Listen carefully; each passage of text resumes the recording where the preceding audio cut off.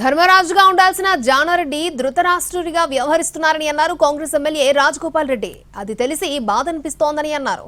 అధిష్టానం తనకు మంత్రి పదవి ఇస్తానంటే కొందరికి చెమటలు పడుతున్నాయని విమర్శించారు రాజగోపాల్ రెడ్డి. పదవి అడుక్కునే పరిస్థితిలో తాను లేనని, ఏ పదవిలో ఉన్నా ఆ పదవికి వన్నె తెస్తారని అన్నారు మునుగోడు ఎమ్మెల్యే రాజగోపాల్ రెడ్డి.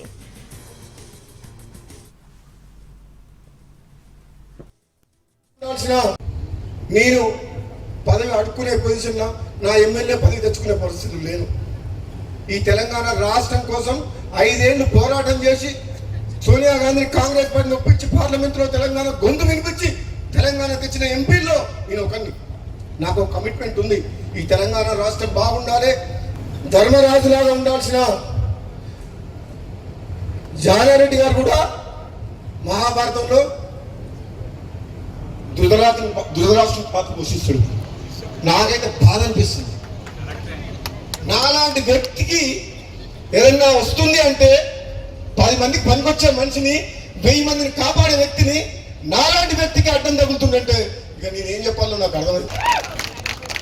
మరి నన్ను చూస్తే భయపడుతున్నారు అందరూ.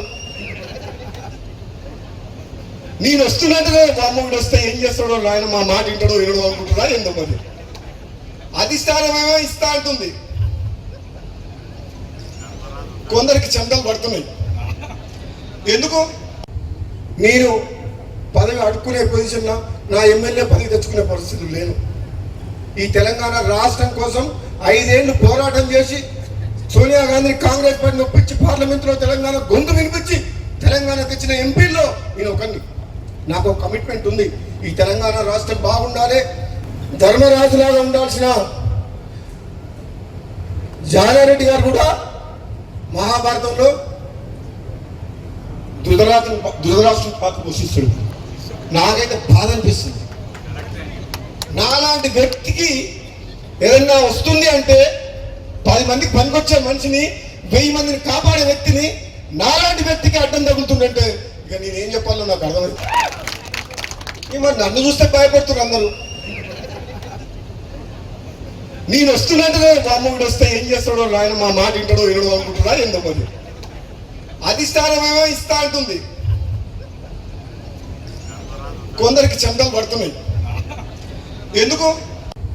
నేను పదవి అడుక్కునే పొజిషన్లో నా ఎమ్మెల్యే పదవి తెచ్చుకునే పరిస్థితులు లేను. ఈ తెలంగాణ రాష్ట్రం కోసం 5 ఏళ్లు పోరాటం చేసి సోనియా గాంధీని కాంగ్రెస్ పార్టీని ఒప్పించి పార్లమెంట్లో తెలంగాణ గొంతు వినిపించి తెలంగాణ తెచ్చిన ఎంపీల్లో నేను ఒకరిని. నాకు ఒక కమిట్మెంట్ ఉంది. ఈ తెలంగాణ రాష్ట్రం బాగుండాలి. ధర్మరాజులాగా ఉండాల్సిన జానారెడ్డి గారు కూడా మహాభారతంలో ధృతరాష్ట్రం పాత్ర పోషిస్తాడు. నాకైతే బాధ అనిపిస్తుంది.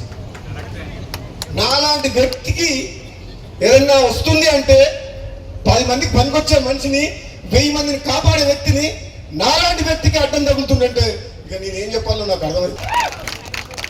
మరి నన్ను చూస్తే భయపడుతున్నారు అందరూ. నేను వస్తున్నట్టుగా బామ్మగుడు వస్తే ఏం చేస్తాడో, ఆయన మా మాట వింటాడో వినడో అనుకుంటున్నా ఏందో. మరి అధిష్టానమేమో ఇస్తా అంటుంది, కొందరికి చందలు పడుతున్నాయి.